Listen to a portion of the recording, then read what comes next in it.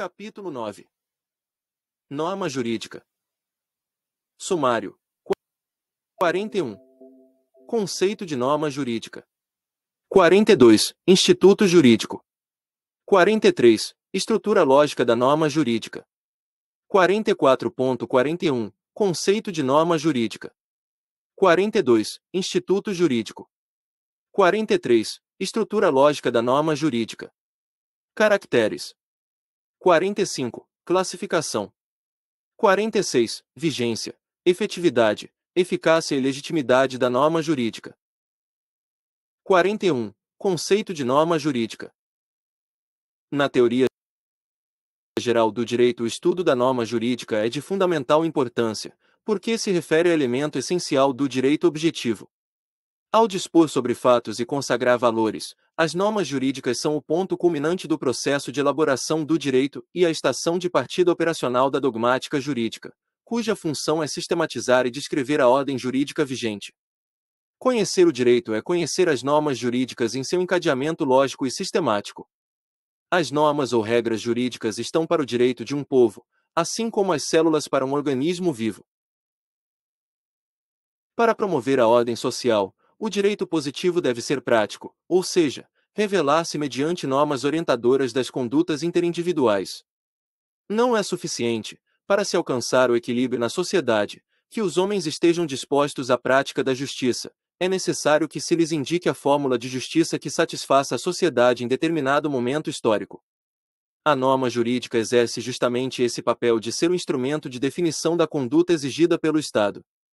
Ela esclarece ao agente como e quando agir. O direito positivo, em todos os sistemas, compõe-se de normas jurídicas, que são padrões de conduta ou de organização social impostos pelo Estado, para que seja possível a convivência dos homens em sociedade. São fórmulas de agir, determinações que fixam as pautas do comportamento interindividual. Pelas regras jurídicas, o Estado dispõe também quanto à sua própria organização. Em síntese, norma jurídica é a conduta exigida ou o modelo imposto de organização social. As expressões norma e regra jurídicas são sinônimas, apesar de alguns autores reservarem a denominação regra para o setor da técnica, e outros, para o mundo natural. Distinção há entre norma jurídica e lei. Esta é apenas uma das formas de expressão das normas, que se manifestam também pelo direito costumeiro, e, em alguns países, pela jurisprudência. 42. Instituto jurídico. Instituto jurídico é a reunião de normas jurídicas afins, que rege um tipo de relação social ou interesse e se identifica pelo fim que procura realizar. É uma parte da ordem jurídica, e como esta, deve apresentar algumas qualidades: harmonia, coerência lógica, unidade de fim. Enquanto a ordem jurídica dispõe sobre a generalidade das relações sociais, o Instituto se fixa apenas em um tipo de relação ou de interesse: adoção, poder familiar, naturalização, hipoteca, etc. Considerando os análogos aos seres vivos, pois nascem, duram e morrem, e Hering chamou-os de corpos jurídicos, para distingui-los da simples matéria jurídica. Diversos institutos afins formam um ramo, e o conjunto destes, a ordem jurídica. /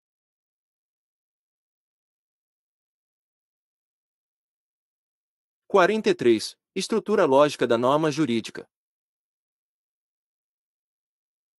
A visão moderna da estrutura lógica das normas jurídicas tem o seu antecedente na distinção kantiana sobre os imperativos.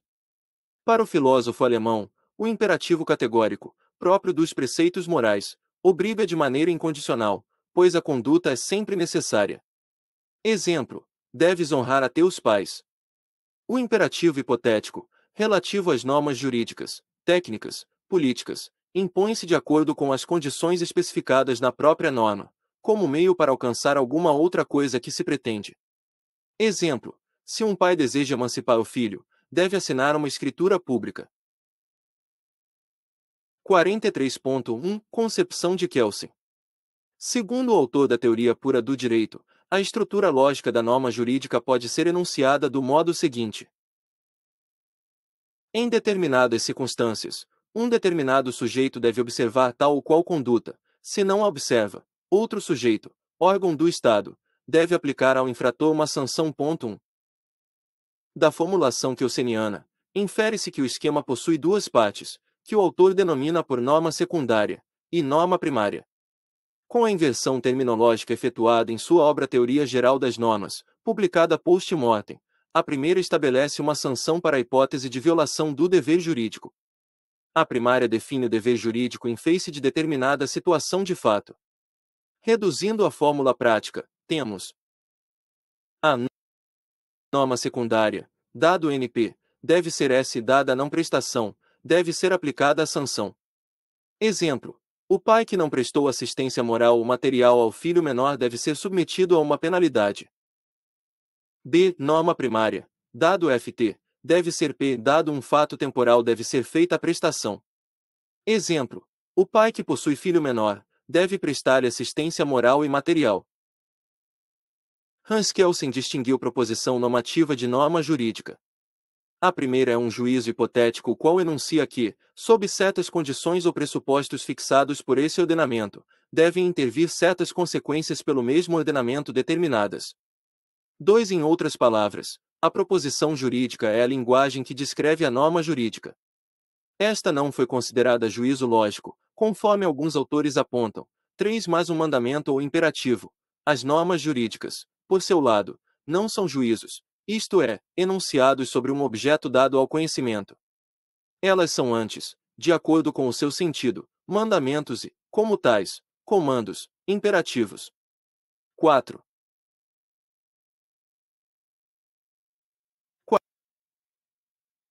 43.2 O juízo disjuntivo de Carlos Cossio. O renomado filósofo argentino concebeu a estrutura das regras jurídicas como um juízo disjuntivo, que reúne também duas normas, endonorma e perinorma. Esta concepção pode ser assim esquematizada. Dado A, deve ser P, ou dado NP, deve ser S. A endonorma corresponde ao juízo que impõe uma prestação, P, ao sujeito que se encontra em determinada situação, A, e equipara-se à norma primária de Kelsen. Exemplo: o indivíduo que assume uma dívida, A, deve efetuar o pagamento na época própria, P. A perinorma impõe uma sanção, S, ao infrator, isto é, ao sujeito que não efetuou a prestação a que estava obrigado, não. Corresponde à norma secundária de Kelsen. Exemplo: o devedor que não efetuou o pagamento na época própria deverá pagar multa e juros.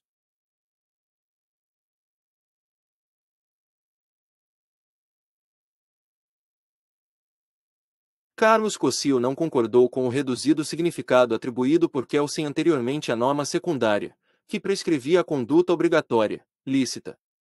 Enquanto a norma primária e a secundária se justapõem, a endonorma e a perinorma estão unidas pela conjunção ou. 43.3 Conclusões. Dividir a estrutura da norma jurídica em duas partes, como fizeram Kelsen e Cossio, parece-nos o mesmo que se dizer que a norma oferece uma alternativa para o seu destinatário. Adotar a conduta definida como lícita ou sujeitar-se à sanção prevista.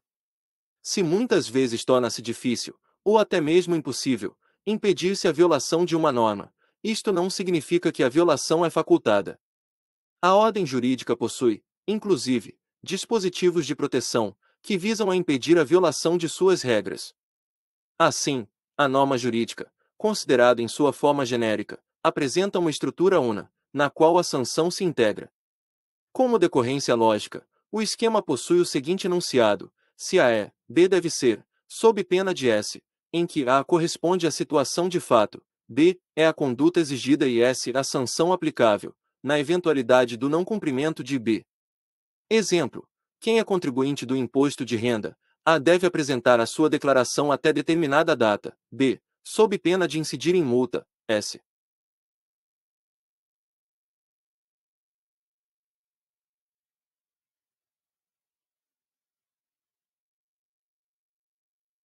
43.4 Quadro das estruturas lógicas.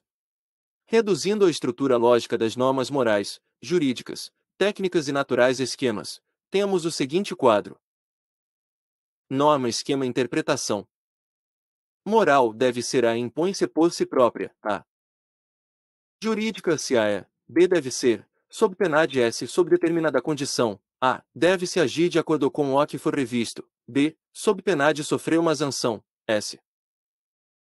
Técnica se a é, tem de ser b. Ao escolher um fim, a. Tem-se que adotar um meio, b. Natural se a é b. Ocorrida a causa, a. Ocorrerá o efeito, b. 44. Caracteres.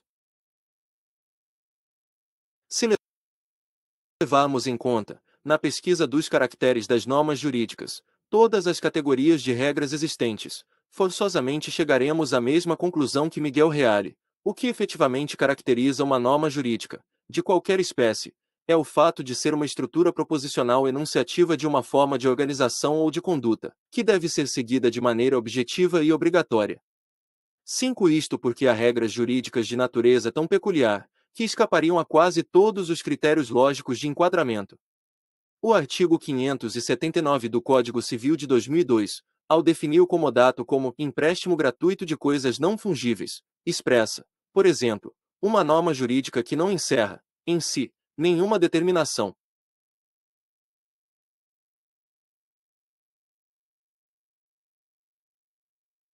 Considerando-se, contudo, as categorias mais gerais das normas jurídicas, verificam-se que estas apresentam alguns caracteres que, na opinião predominante dos autores, são os seguintes: bilateralidade, generalidade, abstratividade, imperatividade, coercibilidade.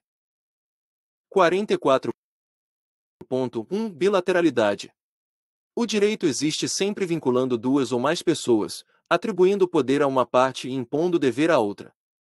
Bilateralidade significa, pois, que a norma jurídica possui dois lados, um representado pelo direito subjetivo e outro pelo dever jurídico, de tal sorte que um não pode existir sem o outro. Em toda relação jurídica há sempre um sujeito ativo, portador do direito subjetivo e um sujeito passivo, que possui o dever jurídico. 44.2 Generalidade. O princípio da generalidade revela que a norma jurídica é preceito de ordem geral, obrigatório a todos que se acham em igual situação jurídica. A importância dessa característica levou o jurisconsulto papiniano a incluí-la na definição da lei, lex est generale praeceptum. Da generalidade da norma jurídica deduzimos o princípio da isonomia da lei, segundo o qual todos são iguais perante a lei. 44.3 Abstratividade. Visando atingir o maior número possível de situações, a norma jurídica é abstrata, regulando os casos dentro do seu denominador comum, ou seja, como ocorre em via de regra. Se o método legislativo pretendesse abandonar a abstratividade em favor da casuística, para alcançar os fatos como ocorrem singularmente, com todas as suas variações e matizes, além de se produzirem leis e códigos muito mais extensos, o legislador não lograria o seu objetivo, pois a vida social é mais rica do que a imaginação do homem e cria sempre acontecimentos novos e de formas imprevisíveis. Benedetto Croce, ao formular a noção da lei, refere-se à sua condição abstrata. Lege é um ato volitivo tia per contenuto una sério classe dias oni. 6. Tanto a generalidade quanto a abstratividade, embora constituam características típicas das normas jurídicas, não chegam a ser essenciais a estas, como anota Máximo Bianca, pois há situações especiais em que as normas se revelam individuais e concretas. 7. 44.4 Imperatividade. Na sua missão de disciplinar as maneiras de agir em sociedade, o direito deve representar o mínimo de exigências, de determinações necessárias. Para garantir efetivamente a ordem social, o direito se manifesta através de normas que possuem caráter imperativo. Não fosse assim, o direito não lograria estabelecer segurança, nem justiça. A norma não imperativa não pode ser jurídica. A matéria contida nas leis promulgadas durante a Revolução Francesa, relativas à definição do bom cidadão ou à existência de Deus, não possui juridicidade. O caráter imperativo da norma significa imposição de vontade e não mero aconselhamento. Nas normas de tipo preceptivo e proibitivo, segundo impõem uma ação ou uma omissão, a imperatividade se manifesta mais nitidamente. Já em relação às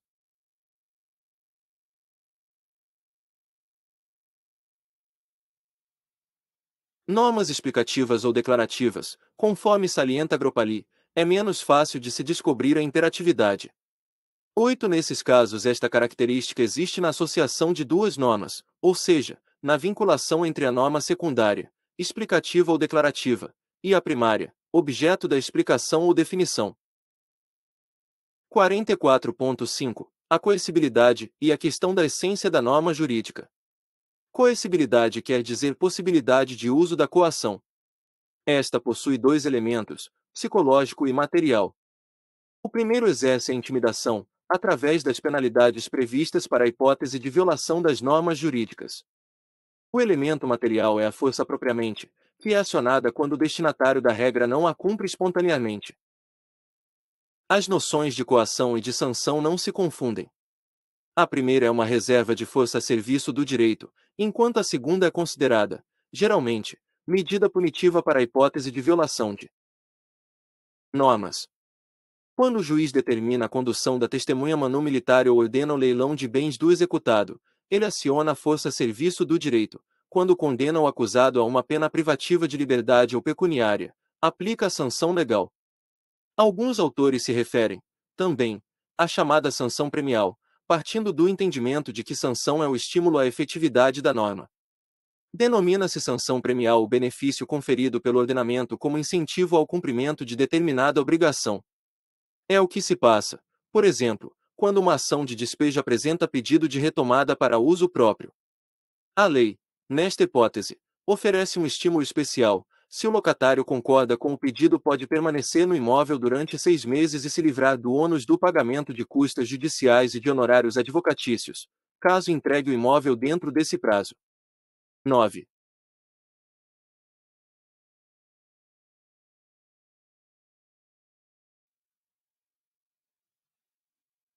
Uma das indagações polêmicas que se apresentam na teoria do direito refere-se à questão se a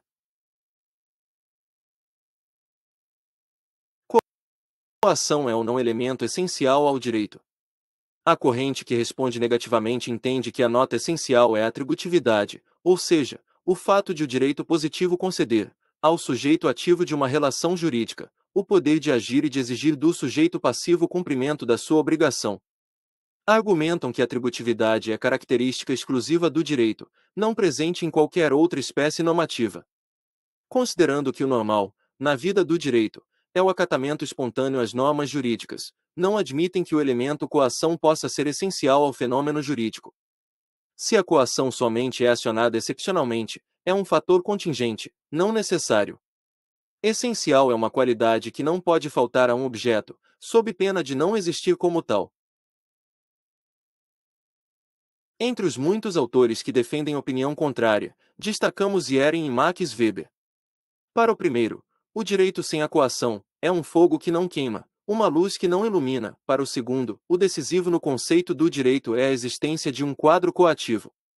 Este sequer precisaria ser organizado, pois o clã mesmo pode representar esse quadro coativo, nos casos de vingança de sangue e de lutas internas, quando rege de fato, para as formas de suas reações, ordenações de qualquer índole. Em sua linha de pensamento, Max Weber desconsidera o direito internacional público como ramo jurídico, pois não se pode designar por direito, em realidade, uma ordem que se encontre garantida apenas pela expectativa da reprovação e das represálias dos lesionados. 10. Vi item 199. 45. Classificação. Muitas são as classificações propostas por diferentes autores quanto às normas jurídicas. Classificar implica uma arte que deve ser desenvolvida com espírito prático, pois a sua validade se revela à medida que traduz uma utilidade teórica ou prática. A classificação apresentada por Garcia Marques, por sua clareza e objetividade, fornece ao jurista um conjunto terminológico e conceitual útil ao discurso jurídico.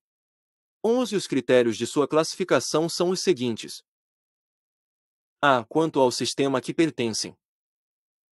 B. Quanto à fonte. C. Quanto aos diversos âmbitos de validez. D. Quanto à hierarquia. E quanto à sanção. F. Quanto à qualidade. G. Quanto às relações de complementação. H. Quanto às relações com a vontade dos particulares.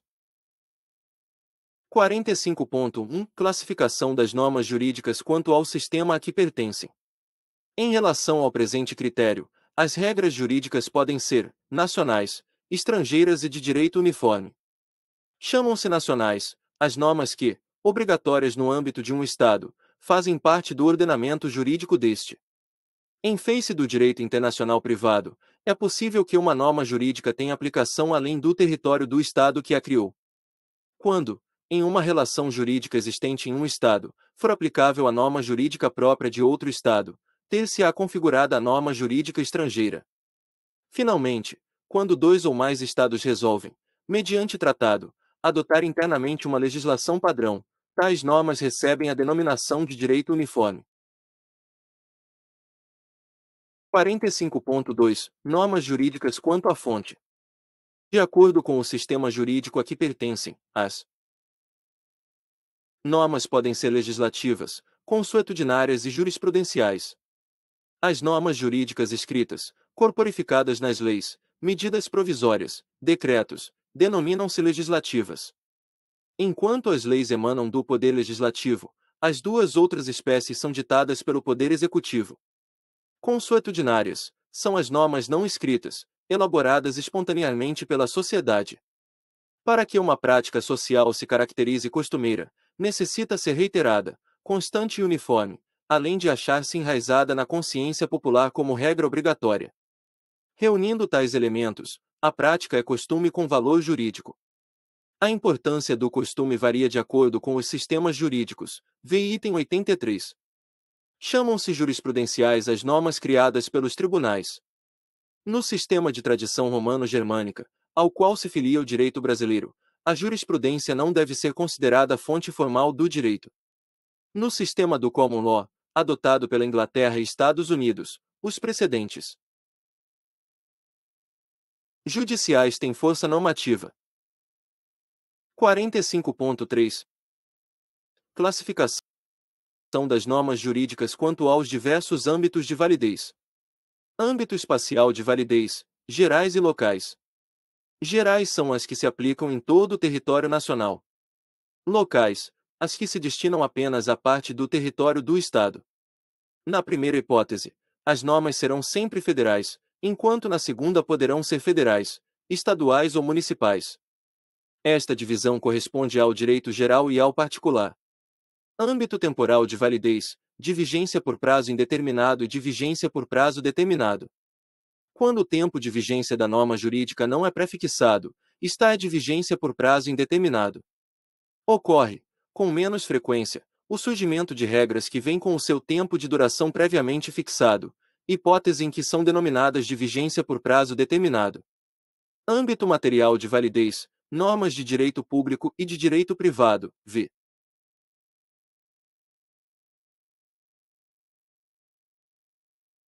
Capítulo 10. Nas primeiras a relação jurídica é de subordinação, com o Estado impondo o seu imperium. Enquanto nas segundas é de coordenação. Âmbito pessoal de validez, genéricas e individualizadas. A generalidade é uma característica das normas jurídicas e significa que os preceitos se dirigem a todos que se acham na mesma situação jurídica. As normas individualizadas, segundo Eduardo Garcia Maines, designam ou facultam a um ou a vários membros da mesma classe, individualmente determinados. 12.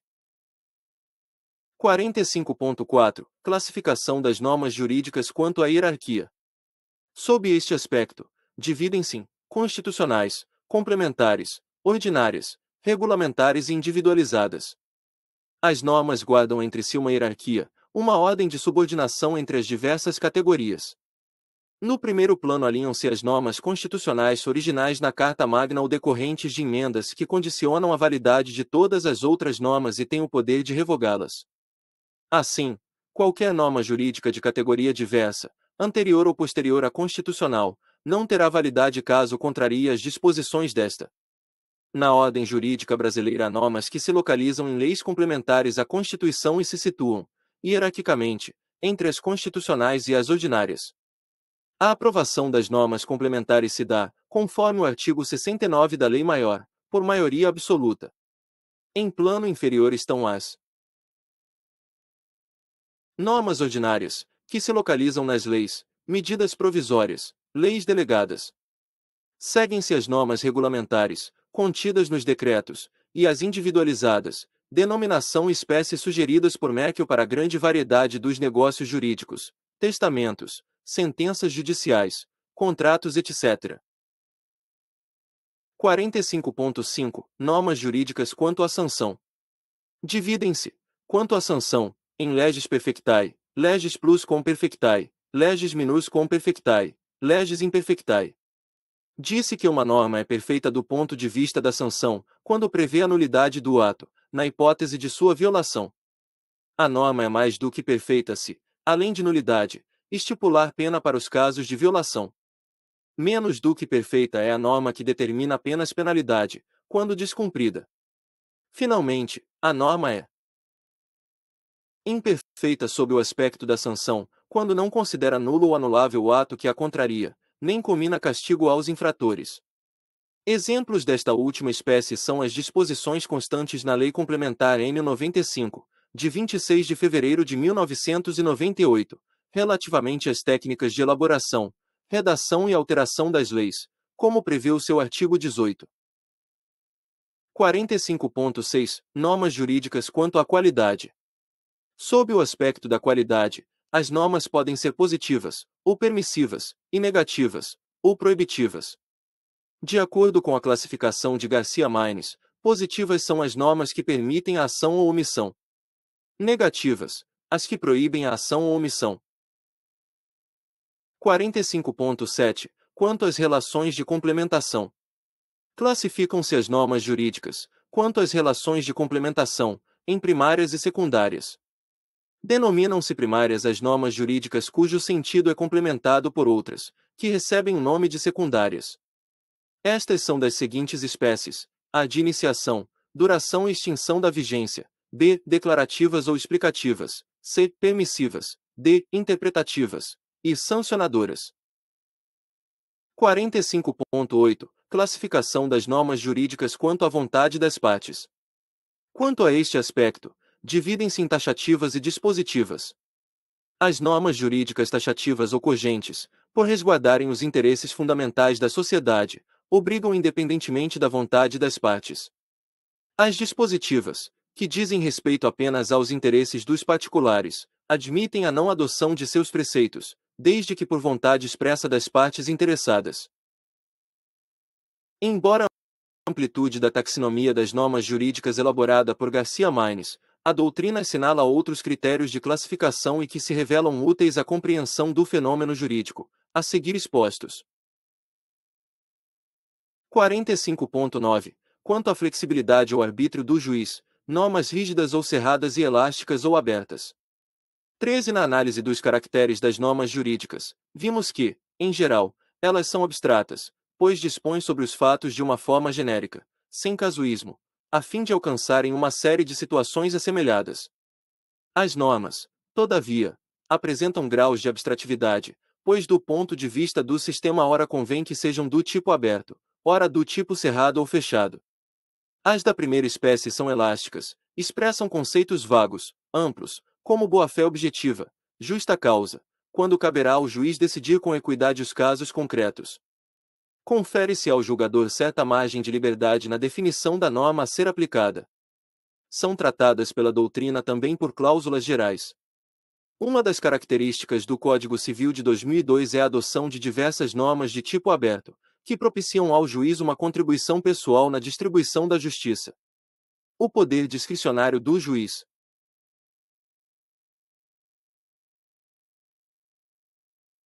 Nesta tarefa, não é ilimitado, pois deve guiar-se de acordo com o senso comum, regras da experiência.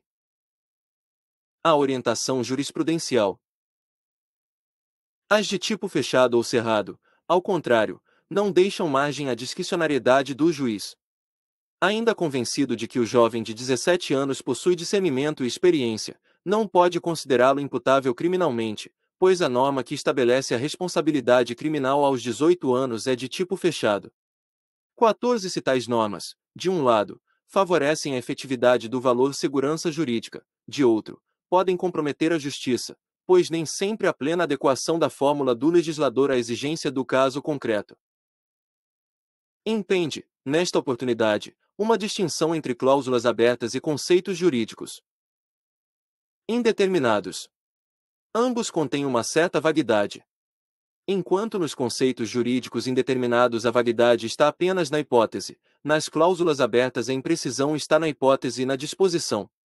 O parágrafo único do artigo 927 do Código Civil contém exemplo de conceito jurídico indeterminado, pois a vaguidade se localiza apenas na hipótese ao expressar atividade de risco, já a disposição ou consequência, todavia, é precisa a caracterização da responsabilidade objetiva, a que independe de dolo ou culpa.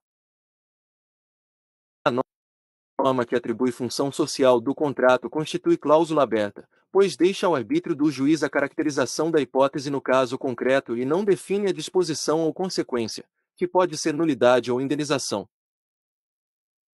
45.10 Quanto ao modo da presença no ordenamento, normas implícitas e explícitas. Com o advento da era da codificação passou a vigorar o princípio da suficiência dos códigos. Estes não apresentavam lacunas ou omissões. A postura era dispositivista. Com o passar do tempo a experiência foi revelando espaços em branco na legislação. Desenvolveu-se, então, a ideia do direito implícito, exposta originalmente por Rudolf von Ehring e objeto de análise por Clovis Bevilacqua ao estudar o pensamento do jurista alemão, que existem regras latentes, cuja aplicação se faz, por assim dizer, inconscientemente, que completam os preceitos expressamente formulados. 15 Além das normas explícitas, que objetivamente definem a conduta, procedimento ou modelo de organização, existem as implícitas, que complementam fórmulas adotadas diretamente pelo legislador. Na revelação destas normas, que é procedimento de integração do direito valiosa é a contribuição da doutrina, em especial, da jurisprudência. Para os adeptos do positivismo jurídico, seriam deduções normativas de princípios consagrados pelo legislador.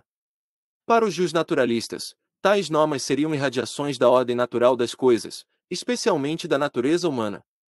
Entendemos, por princípio de coerência lógica do sistema, que tais normas devem ser apuradas tomando-se por paradigma os critérios consagrados no Código e nas leis, avultando de importância o procedimento analógico. 45.11 Quanto à inteligibilidade. Ao revermos a taxonomia das normas jurídicas, em 2002, visando o preparo de nosso curso de Direito Civil, elaboramos outra classificação, que esperamos seja útil à doutrina. Diz respeito às normas jurídicas quanto à inteligibilidade, ou seja, quanto ao processo de compreensão. O acesso ao conhecimento das normas em geral varia do simples ao complexo, daí distinguirmos três modalidades: normas de percepção imediata, normas de percepção reflexiva ou mediata e normas de percepção complexa. As primeiras são diretamente assimiladas pelo espírito cognoscente. O intérprete capta diretamente o sentido e o alcance da norma sem esforço intelectual. O método utilizado é o intuitivo. Se a norma é de percepção imediata, não se justifica a busca da interpretação pelo aproveitamento de recursos metodológicos ou do direito comparado. Nas de percepção reflexiva ou mediata, o intérprete utilizasse basicamente dos métodos dedutivo e indutivo.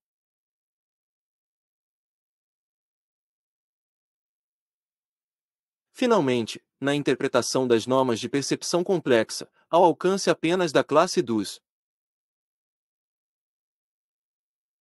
juristas, daqueles que possuem o conhecimento do sistema e se acham afinados com a teleologia dos institutos jurídicos, o intérprete impõe toda a sua acuidade intelectual a fim de apurar o sentido e o alcance dos mandamentos.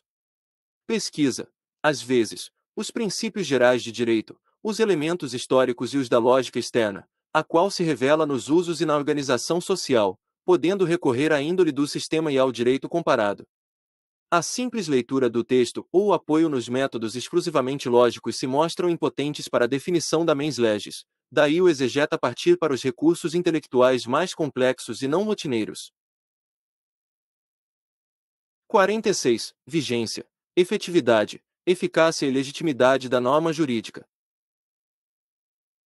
O estudo sobre a norma jurídica não estará completo se não for acompanhado da abordagem dos atributos de vigência, efetividade, eficácia e legitimidade. Em torno da matéria há muita controvérsia, e a começar pela própria terminologia, notadamente em relação ao termo eficácia. 16. 46.1 Vigência.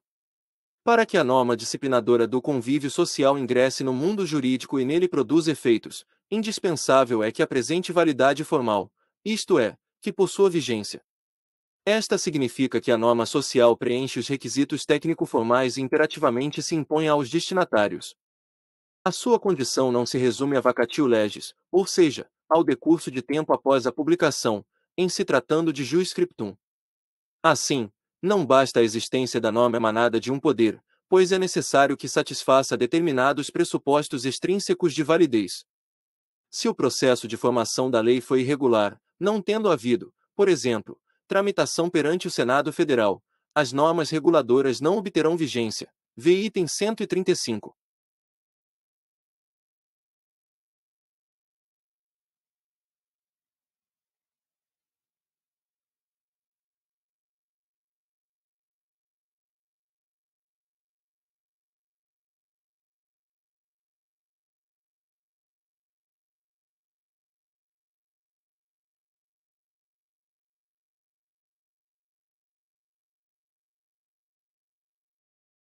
– 47.4.1 Teorias substancialistas. 47.4.1.1 Teoria dos interesses em jogo. Também denominada clássica ou romana, é a mais antiga das teorias. A sua formulação é atribuída ao Piano, publicum ius est quod ad statum rei Romanae sectat, privatum quod ad singularum utilitatem pertine. Direito público é o que se liga ao interesse do Estado romano, privado, o que corresponde à utilidade dos particulares. 4. Na opinião de alguns romanistas, entre os quais Bonfante, o texto referido foi uma elaboração dos glosadores. Uma dupla motivação histórica levou os romanos a estabelecerem a distinção: a necessidade de separação entre as coisas do rei e as do Estado, b. a vontade de se concederem alguns direitos aos estrangeiros. Este critério de diferenciação é passível de críticas, porque se fundamenta na separação de interesses entre o Estado e os particulares. Não se deve admitir um divórcio entre os interesses de ambos, de vez que tudo o que interessa ao Estado há de interessar, com maior ou menor intensidade, aos seus cidadãos. Igualmente, os interesses dos particulares repercutem, de algum modo, na atividade do Estado, despertando a atenção de seus dirigentes. Entre os juristas que seguem a teoria de Oppiano, destacam-se Chironia Bello, De Aguano, Ranelletti, Vallini e Mai. Essa teoria foi aperfeiçoada por Derburg, que respeitou a ideia nuclear do interesse, para reconhecer que no direito público predomina o interesse do Estado, enquanto no direito privado predomina o dos particulares.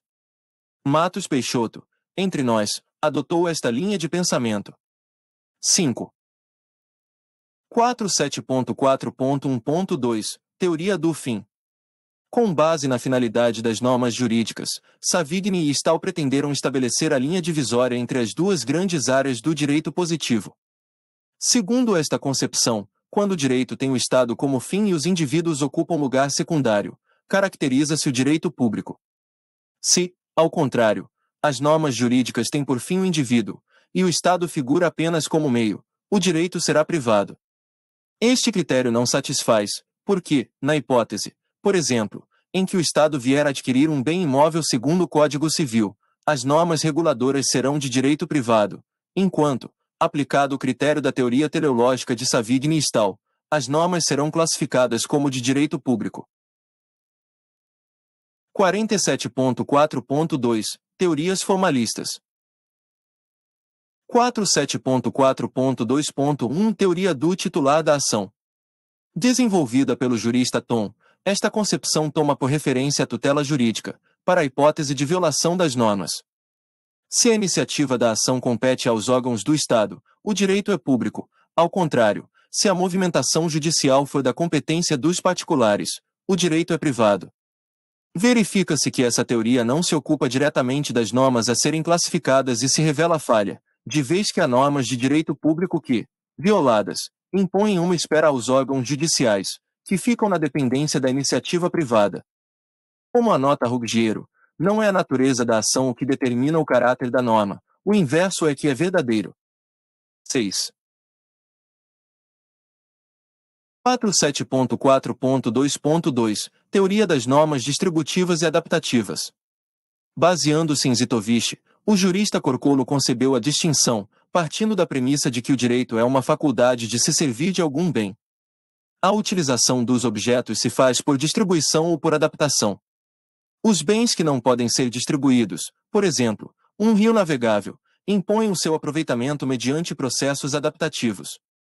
Segundo o autor russo, o direito privado tem por objeto a distribuição e o direito público, a adaptação. Mais aplicável aos direitos patrimoniais, essa teoria também se ajusta a outros ramos do direito. Uma das críticas que se fazem à teoria de Corcolo é a sua inadequação ao direito penal. A sanção criminal, não obstante o seu caráter distributivo, pertence ao âmbito do direito público. 47.4.2.3 Teoria da natureza da relação jurídica. Aceita por Fleiner, Legais Y. Macambra, Garcia Maines, entre outros juristas, a teoria da natureza da relação jurídica é, atualmente, a mais em voga. Segundo esta concepção, quando a relação jurídica for de coordenação, isto é, quando o vínculo se der entre particulares num mesmo plano de igualdade, a norma reguladora será de direito privado. Quando o poder público participa da relação jurídica, investido de seu imperium, impondo a sua vontade, a relação jurídica será de subordinação e, em consequência, a norma disciplinadora será de direito público. Quando houver predominância de relações de coordenação, o ramo deverá ser considerado de direito privado. De igual modo, quando houver o predomínio das relações de subordinação, o ramo será de direito público. Saliente-se, finalmente, que o Estado pode participar de uma relação jurídica de coordenação, hipótese em que não se investe de seu poder soberano, submetendo-se às normas de direito privado em igualdade de condições com os particulares. Ao fundamentar uma de suas decisões, o Superior Tribunal de Justiça declarou, nos contratos de compromisso de compra e venda celebrados entre a administração e o particular, aquela não participa com supremacia de poder, devendo a dita relação jurídica reger-se pelas regras do direito privado. 7. A presente teoria, além de não se aplicar às normas de direito internacional público, oferece, muitas vezes, a dificuldade de se concluir se o Estado participa da relação investido ou não do seu poder soberano. 47.5 Trialismo. A dificuldade que a distinção entre as duas grandes classes do direito oferece levou alguns juristas a conceberem a existência de um terceiro gênero, por uns denominado direito misto e por outros direito social. Paul Roubier concebeu um direito misto formado pelo direito profissional e o direito regulador. O primeiro, composto pelo direito comercial, direito do trabalho e legislação social, enquanto o segundo, pelo direito penal e direito processual. 8 Entre nós, Paulo Dourado de Guzmão defende a existência do direito misto, que tutela tanto o interesse público ou social como o interesse privado, como, por exemplo, no caso do direito de família, do direito do trabalho, do direito profissional. 9. Entendemos que a admissão de um direito misto implicaria, praticamente, a supressão do direito público e direito privado, de vez que, em todos os ramos do direito positivo, há normas de um e de outro gênero. 47.6 Conclusões. É um equívoco supor que haja antítese entre o direito público e o direito privado. O direito positivo não se compõe de substâncias diferentes, estranhas entre si. A principiologia básica, fundamental, informa todos os ramos da árvore jurídica. Há um conjunto de princípios onipresentes na esfera do dever ser jurídico. Além de necessários e universais, proporcionam ao direito o foro de ciência. Igualmente é a única fórmula da justiça, que enlaça tanto o direito público quanto o privado, constante e permanente vontade de dar a cada um o que é seu. A distinção entre o direito público e o privado é útil no plano didático e benéfica do ponto de vista prático, pois favorece a pesquisa, o aperfeiçoamento e a sistematização de princípios de um gênero e de outro. A teoria da natureza da relação jurídica, apesar de apresentar alguma falha, é simples, prática e se funda em critérios objetivos. Quanto aos ramos tradicionais do direito positivo, sem negar as Dificuldades que alguns apresentam, notadamente o direito do trabalho e o internacional privado, em nossa opinião, assim se classificam: direito público, direito constitucional, administrativo, financeiro, internacional público, internacional privado, processual, segunda, direito privado, direito civil, comercial ou empresarial e do trabalho. Vê capítulos 35 e 36. 10. 48. Direito geral e direito particular. A distinção entre o direito geral e o particular tem como ponto de referência o alcance geográfico das normas jurídicas. O primeiro é aplicável a todo o território e o particular a uma parte deste. Os Estados federativos, além de um direito geral, universal, possuem direitos particulares, locais, para cada Estado-membro. Dentro destes, os municípios dispõem de uma competência legiferante limitada ao seu âmbito espacial. Esta pluralidade de direitos não é exclusiva dos Estados federais. Antes do Código Napoleão, a França possuía um direito diversificado em costumes regionais. O direito civil, comercial ou empresarial e penal são exemplos de direito geral. A legislação sobre o polígono das secas ou a referente à Zona Franca de Manaus exemplificam o direito particular, pois tem alcance territorial limitado. A distinção pode ser ampliada a esferas menores. Uma lei estadual é direito particular em relação à federação. Quanto ao Estado-membro, será geral se aplicável à totalidade de sua área geográfica, e particular se destinada a determinada região. A diversificação de direitos se justifica dentro de um Estado pela necessidade de a ordem jurídica se ajustar à realidade social e ficar em harmonia com a vida e tradição dos lugares. 49. Direito comum e direito especial. A distinção entre o direito comum e o especial tem por critério maior ou menor alcance sobre as relações de vida. O direito comum projeta-se sobre todas as pessoas, sobre todas as relações jurídicas, enquanto o direito especial é aplicável apenas a uma parte limitada das relações jurídicas. Toda pessoa, independentemente de sua profissão ou classe social, é atingida pelo direito comum, como acontece com o direito civil, direito penal, entre outros. Desde as mais altas autoridades ao mais simples trabalhador, todos se acham sujeitos às suas normas. Tal não se dá com o direito especial, que possui um âmbito de aplicação mais restrito e, de vezes, a determinadas categorias.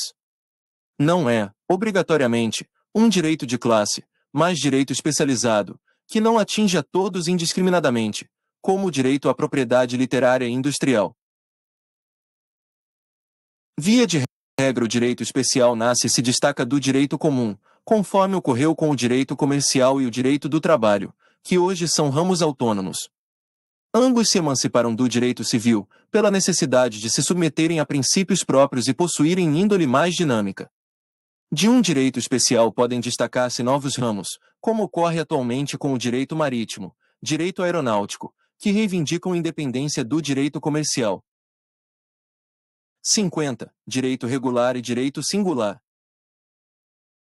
O jus regulare, como o próprio nome induz, é o direito normal, que expressa o caráter e fins do direito.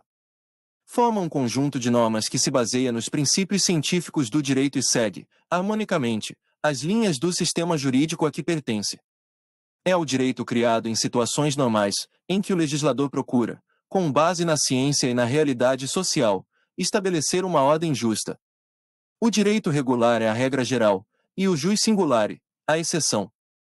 Para Vinchade, regular é o direito conforme aos princípios jurídicos reconhecidos, quando, porém, por motivos especiais, contradiz estes princípios, o direito é irregular. 11. O direito singular é criado em atenção a situações excepcionais, para atender a necessidades imperativas. Surge, via de regra, em uma época de dificuldades transitórias, que forçam o legislador a desviar-se dos princípios gerais de direito e a quebrar a sistemática de ordem jurídica vigente.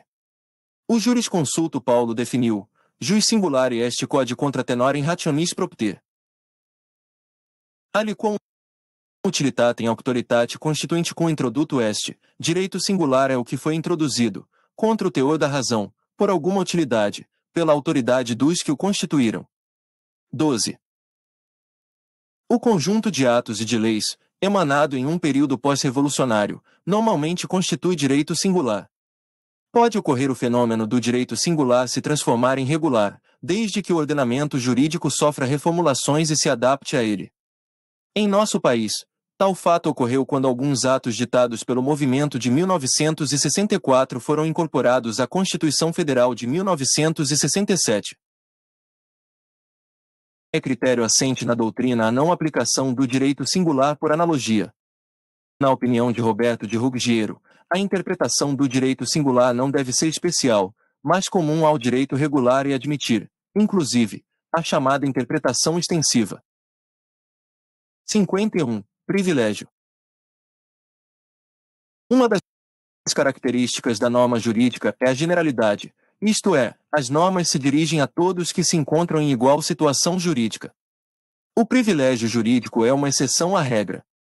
É o ato legislativo que disciplina uma situação concreta, não aplicável, por analogia, a situações semelhantes.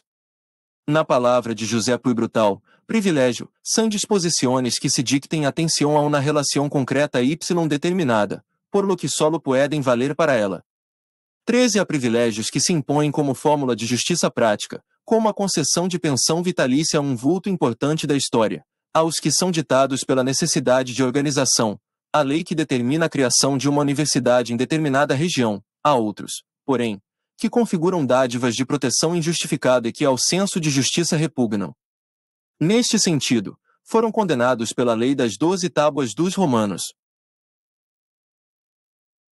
Comentando a 9ª tábua, de júri público, Cícero expôs, não quiseram que se fizessem as leis acerca dos particulares, pois constituem privilégios, e não há nada mais injusto que o privilégio, pois é próprio da lei ser estabelecida e promulgada para todos. 14. Bibliografia principal. Ordem do sumário. 47.